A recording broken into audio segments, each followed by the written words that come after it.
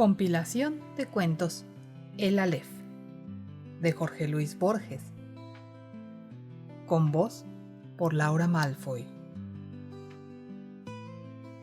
El Zair. En Buenos Aires, el Zair es una moneda común de 20 centavos. Marcas de navaja o de cortaplumas rayan las letras N, T y el número 2. 1929 es la fecha grabada en el anverso. En Guzerat, a fines del siglo XVIII, un tigre fue Zair. En Java, un ciego de la mezquita de Surakarta, a quien lapidaron los fieles. En Persia, un astrolabio que Nadir Shah hizo arrojar al fondo del mar. En las prisiones de Madí, hacia 1892, una pequeña brújula de Rudolf Karl von Slatin tocó, envuelta en un jirón de turbante. En la aljama de Córdoba, según Sottenberg, una veta en el mármol de uno de los 1200 pilares. En la judería de Tetuán, el fondo de un pozo. Hoy es el 13 de noviembre. El día 7 de junio, a la madrugada, llegó a mis manos el Zair. No soy el que era entonces, pero aún me es dado recordar, y acaso referir, lo ocurrido. Aún siquiera parcialmente, soy Borges. El 6 de junio murió Teodelina Villar. Sus retratos, hacia 1930, obstruían las revistas mundanas. Esa plétora acaso contribuyó a que la juzgaran muy linda, aunque no todas las efigies apoyaran incondicionalmente esa hipótesis. Por lo demás, Teodelina Villar se preocupaba menos de la belleza que de la perfección. Los hebreos y los chinos codificaron todas las circunstancias humanas. En la Mishnah se lee que, iniciado el crepúsculo del sábado, un sastre no debe salir a la calle con una aguja. En el libro de los ritos que un huésped, al recibir la primera copa, debe tomar un aire grave, y al recibir la segunda, un aire respetuoso y feliz. Análogo, pero más minucioso, era el rigor que se exigía a Teodelina Villar. Buscaba, como el adepto de Confucio o el talmudista, la irreprochable corrección de cada acto. Pero su empeño era más admirable y más duro, porque las normas de su credo no eran eternas, sino que se plegaban a los azares de París o de Hollywood. Teodelina Villar se mostraba en lugares ortodoxos a la hora ortodoxa, con atributos ortodoxos, con desgano ortodoxo. Pero el desgano, los atributos, la hora y los lugares caducaban casi inmediatamente y servirían, en boca de Teodelina Villar, para definición de lo cursi. Buscaba lo absoluto como Flaubert, pero lo absoluto en lo momentáneo. Su vida era ejemplar y, sin embargo, la roía sin tregua una desesperación interior. Ensayaba continuas metamorfosis, como para huir de sí misma. El color de su pelo y las formas de su peinado eran famosamente inestables. También cambiaban la sonrisa, la tez, el sesgo de los ojos. Desde 1932 fue estudiosamente delgada. La guerra le dio mucho que pensar. Ocupado París por los alemanes, ¿cómo seguir la moda? Un extranjero de quien ella siempre había desconfiado se permitió abusar de su buena fe para venderle una porción de sombreros cilíndricos. Al año se propaló que esos adefesios nunca se habían llevado en París, y por consiguiente no eran sombreros, sino arbitrarios y desautorizados caprichos. Las desgracias no vienen solas. El doctor Villar tuvo que mudarse a la calle Araoz, y el retrato de su hija decoró anuncios de cremas y de automóviles. Las cremas que harto se aplicaba, los automóviles que ya no poseía. Esta sabía que el buen ejercicio de su arte exigía una gran fortuna. Prefirió retirarse a claudicar. Además, le dolía competir con chicuelas insustanciales. El siniestro departamento de Araoz resultó demasiado oneroso. El 6 de junio, Teodelina Villar cometió el solecismo de morir en pleno barrio sur.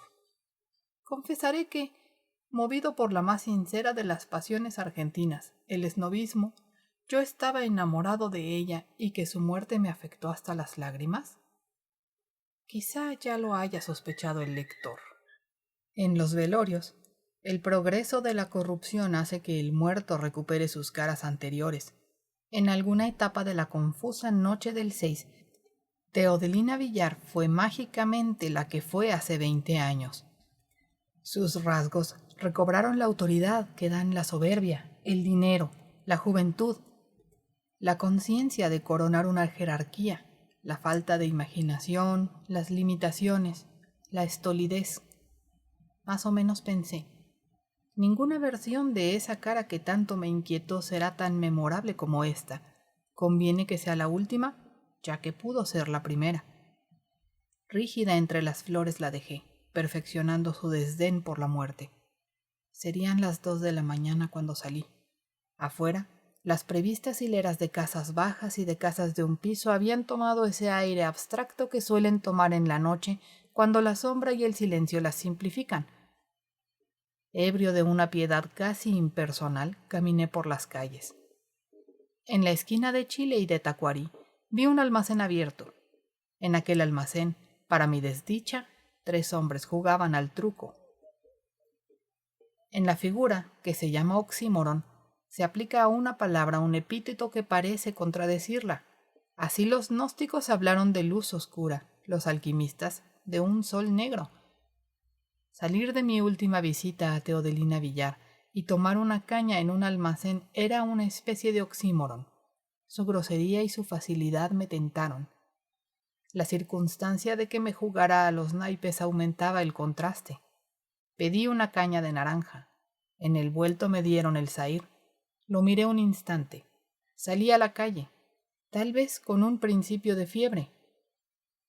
Pensé que no hay moneda que no sea símbolo de las monedas que sin fin resplandecen en la historia y la fábula. Pensé en el óbolo de Caronte, en el óbolo que pidió Belisario, en los 30 dineros de Judas, en las dracmas de la cortesana Laís, en la antigua moneda que ofreció uno de los durmientes de Éfeso, en las claras monedas del hechicero de las 1001 noches, que después eran círculos de papel, en el denario inagotable de Isaac Lacoedem, en las 60.000 piezas de plata, una por cada verso de una epopeya, que Firdusi devolvió a un rey porque no eran de oro, en la onza de oro que hizo clavar a Habe en el mástil, en el florín irreversible de Leopold Bloom, en el Luis cuya efigie delató, cerca de Varennes, el fugitivo Luis XVI. Como en un sueño, el pensamiento de que toda moneda permite esas ilustres connotaciones me pareció de vasta, aunque inexplicable importancia. Recorrí, con creciente velocidad, las calles y las plazas desiertas. El cansancio me dejó en una esquina. Vi una sufrida verja de fierro. Detrás vi las baldosas negras y blancas del atrio de la Concepción. Había errado en círculo. Ahora estaba a una cuadra del almacén donde me dieron el zahir. Doblé. La ochava oscura me indicó, desde lejos, que el almacén ya estaba cerrado. En la calle Belgrano tomé un taxímetro. Insomne, poseído, casi feliz, pensé que nada hay menos material que el dinero, ya que cualquier moneda, una moneda de 20 centavos, digamos, es, en rigor, un repertorio de futuros posibles. El dinero es abstracto, repetí. El dinero es tiempo futuro. Puede ser una tarde en las afueras, puede ser música de Brahms, puede ser mapas, puede ser ajedrez, puede ser café, puede ser las palabras de Epicteto, que enseñan el desprecio del oro. Es un proteo más versátil que el de la isla de Faros. Es tiempo imprevisible, tiempo de Bergson, no duro tiempo del Islam o del pórtico. Los deterministas niegan que haya en el mundo un solo hecho posible, id est, un hecho que pudo acontecer. Una moneda simboliza nuestro libre albedrío. No sospechaba yo que esos pensamientos eran un artificio contra el zahir y una primera forma de un demoníaco influjo. Dormí tras de tenaces cavilaciones, pero soñé que yo era las monedas que custodiaba un grifo. Al otro día resolví que yo había estado ebrio. También resolví librarme de la moneda que tanto me inquietaba. La miré. Nada tenía de particular, salvo unas rayaduras. Enterrarla en el jardín o esconderla en un rincón de la biblioteca hubiera sido lo mejor, pero yo quería alejarme de su órbita. Preferí perderla. No fui al Pilar esa mañana, ni al cementerio. Fui en subterráneo a Constitución y de Constitución a San Juan y Boedo. Bajé impensadamente en Urquiza. Me dirigí al oeste y al sur. Barajé con desorden estudioso unas cuantas esquinas y una calle que me pareció igual a todas. Entré en un boliche cualquiera. Pedí una caña y la pagué con el zahir. Entrecerré los ojos detrás de los cristales ahumados. Logré no ver los números de las casas ni el nombre de la calle. Esa noche tomé una pastilla de veronal y dormí tranquilo. Hasta fines de junio me distrajo la tarea de componer un relato fantástico. Este encierra 2 o 3 perífrasis enigmáticas. En lugar de sangre, pone agua de la espada. En lugar de oro, lecho de la serpiente. Y está escrito en primera persona. El narrador es una seta que ha renunciado al trato de los hombres y vive en una suerte de páramo. Nita Heidr es el nombre de ese lugar. Dado el candor y la sencillez de su vida, hay quienes lo juzgan un ángel. Ello es una piadosa exageración, porque no hay hombre que esté libre de culpa. Sin ir más lejos, él mismo ha degollado a su padre.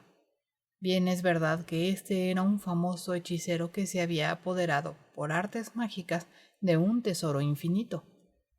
Resguardar el tesoro de la insana codicia de los humanos es la misión a la que ha dedicado su vida. Día y noche vela sobre él. Pronto, quizá demasiado pronto, esa vigilia tendrá fin. Las estrellas le han dicho que ya se ha forjado la espada que la tronchará para siempre. Gram es el nombre de esa espada. En un estilo cada vez más tortuoso, pondera el brillo y la flexibilidad de su cuerpo. En algún párrafo habla distraídamente de escamas. En otro dice que el tesoro que guarda es de oro fulgurante y de anillos rojos. Al final, entendemos que la asceta es la serpiente Fafnir y el tesoro en el que yace el de los Nibelungos. La aparición de Sigurd corta bruscamente la historia. He dicho que la ejecución de esta fruslería, en cuyo decurso intercalé, pseudo-eruditamente, algún verso de Fafnismal, me permitió olvidar la moneda. Noches hubo en que me creí tan seguro de poder olvidarla que voluntariamente la recordaba. Lo cierto es que abusé de esos ratos. Darles principio resultaba más fácil que darles fin. En vano repetí que ese abominable disco de níquel no difería de los otros que pasan de una mano a otra mano, iguales, infinitos e inofensivos. Impulsado por esa reflexión, procuré pensar en otra moneda, pero no pude. También recuerdo algún experimento, frustrado, con 5 y 10 centavos chilenos y con un vintén oriental. El 16 de julio adquirí una libra esterlina. No la miré durante el día, pero esa noche y otras la puse bajo un vidrio de aumento y la estudié a la luz de una poderosa lámpara eléctrica. Después la dibujé con un lápiz, a través de un papel. De nada me valieron el fulgor y el dragón y el San Jorge. No logré cambiar esa idea fija.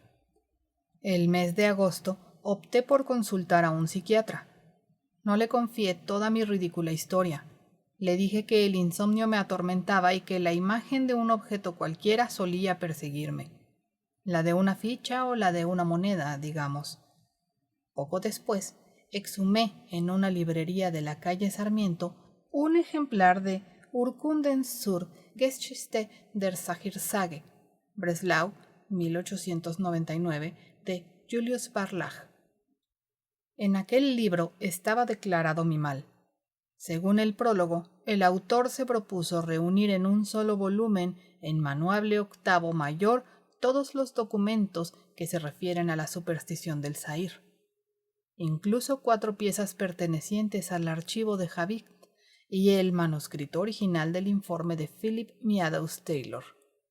La creencia en el Zahir es islámica y data, al parecer, del siglo XVIII.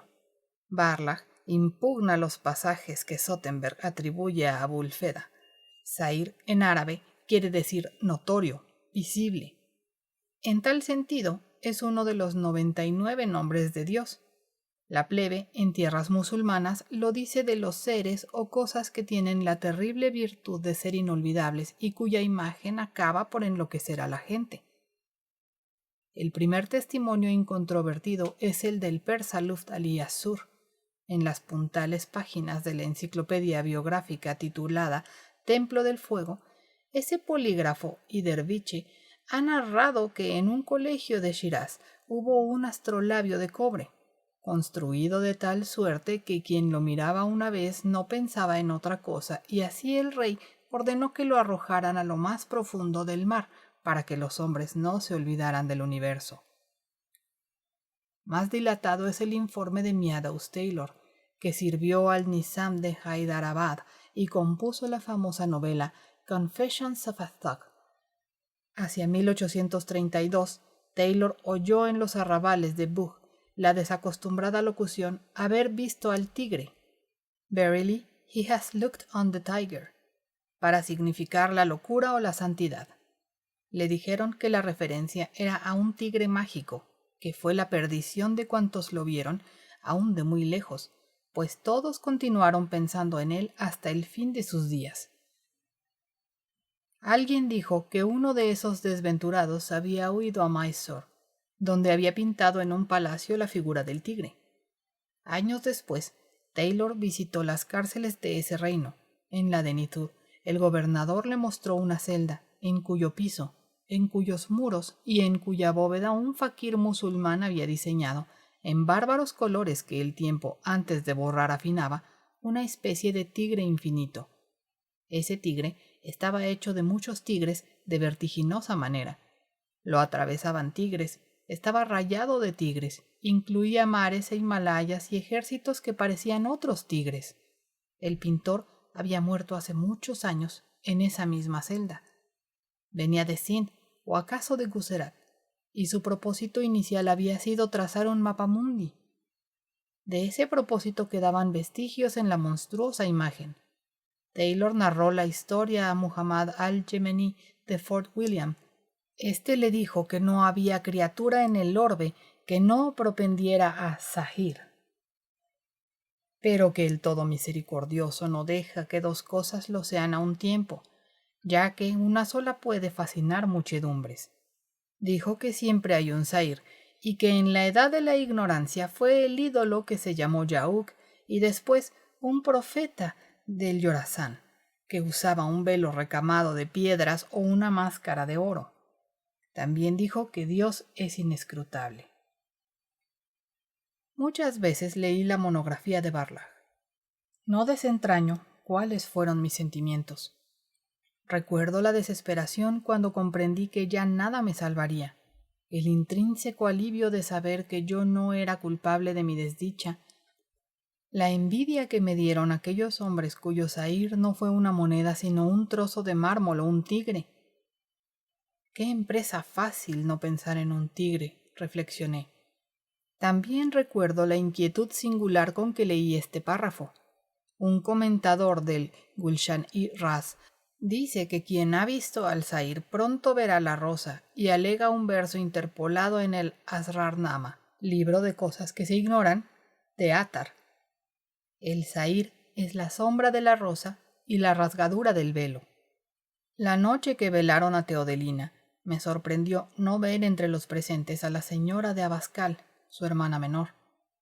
En octubre, una amiga suya me dijo: «Pobre Julita, se había puesto rarísima y la internaron en el Bosch. ¿Cómo las postrará a las enfermeras que le dan de comer en la boca?» Sigue deletemando con la moneda, idéntica al chauffeur de Morena Sackman. El tiempo, que atenúa los recuerdos, agrava el del Zahir. Antes yo me figuraba el anverso y después el reverso. Ahora veo simultáneamente los dos. Ello no ocurre como si fuera de cristal el Zahir, pues una cara no se superpone a la otra. Más bien ocurre como si la visión fuera esférica y el Zahir campeara en el centro. Lo que no es el Zahir me llega tamizado y como lejano. La desdeñosa imagen de Teodelina, el dolor físico. Dijo Tennyson que si pudiéramos comprender una sola flor, sabríamos quiénes somos y qué es el mundo. Tal vez quiso decir que no hay hecho, por humilde que sea, que no implique la historia universal y su infinita concatenación de efectos y causas. Tal vez quiso decir que el mundo visible se da entero en cada representación, de igual manera que la voluntad, según Schopenhauer, se da entera en cada sujeto. Los cabalistas emprendieron que el hombre es un microcosmo, un simbólico espejo del universo. Todo, según Tennyson, lo sería. Todo, hasta el intolerable Zahir. Antes de 1948, el destino de Julia me habrá alcanzado. Tendrán que alimentarme y vestirme. No sabré si es de tarde o de mañana. No sabré quién fue Borges. Calificar de terrible ese porvenir es una falacia, ya que ninguna de sus circunstancias obrará para mí. Tanto valdría mantener que es terrible el dolor de un anestesiado a quien le abren el cráneo. Ya no percibiré el universo, percibiré el Zahir. Según la doctrina idealista, los verbos vivir y soñar son rigurosamente sinónimos. De miles de apariencias pasaré a una, de un sueño muy complejo a un sueño muy simple. Otros soñarán que estoy loco y yo con el Zahir. Cuando todos los hombres de la tierra piensen día y noche en el Zahir, ¿cuál será un sueño y cuál una realidad? ¿La tierra o el Zahir? En las horas desiertas de la noche aún puedo caminar por las calles.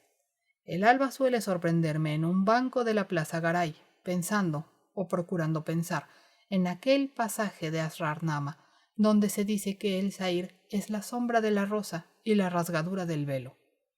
Vinculo ese dictamen a esta noticia. Para perderse en Dios, los sufíes repiten su propio nombre o los 99 nombres divinos hasta que éstos ya nada quieren decir.